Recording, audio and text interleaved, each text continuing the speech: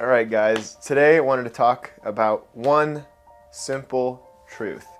The key thought of this video today is this: do the necessary things that you have to do in your work that you don't love as though you love them.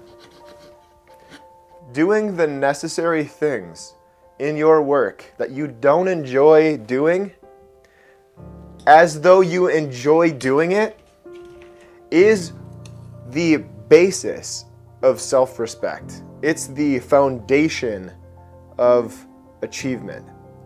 You know, thinking back to all of the major projects I've done that had significance or weight to them, they all had enormous resistance to them. There was an internal resistance that I had to these projects. I didn't want to do them because I knew that they would require more of my mental faculty, more of my physical capability, more of my emotional energy than a normal project would, or frankly, just sitting around watching YouTube videos would. I know that's gonna make me happy. I know that going for a walk and talking to my friends on the phone is gonna make me happy.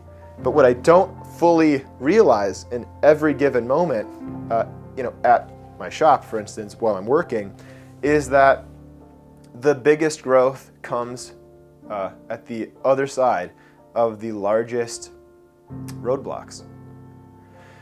You know, I've been thinking a little bit about why it's so hard to wrap our brains around this thing when we're working in a given day. And I do think that it comes back to this thing, that is pleasure. We want immediate pleasure.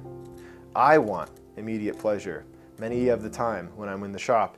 And again, I know that if I make a small, quick carving, I'll get some real immediate pleasure out of that, which is why I think it's important to build into your creative process a quick, easily achievable project at the beginning of your day.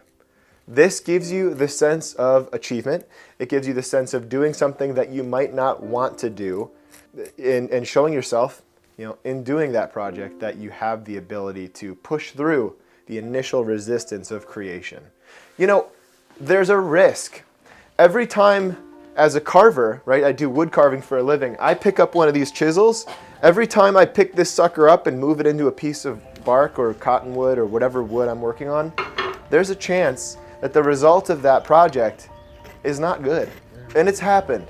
It happens a lot. I'm not always totally excited about what I make.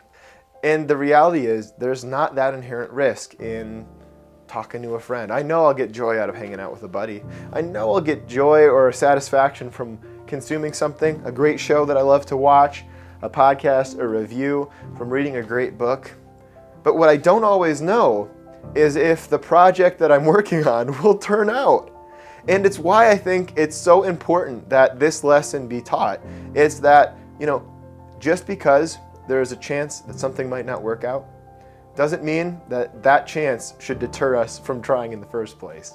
This is as much a reminder to me of this fact as it is to you. So today, think about what it is that you're avoiding, the easily avoidable thing in your life that you should stop avoiding and get to work on, and start working on that thing. And do it with a fervor and excitement. Do that thing, the difficult part of it, as though you love it. For me, it oftentimes starts with a little bit of a change of the internal dialogue. It just changes with the way that I talk to myself. So instead of saying like, I hate this stuff, I hate working on this, I hate sanding, sanding is such a pain in the butt. Instead I think, I need to sand. I love sanding. I'm one of the best sanders. It's this sort of like internal excitement that you get to build. It's a creative process. Maybe it's brainwashing, but it works. And so try it out. The water is fine. All right. See you guys.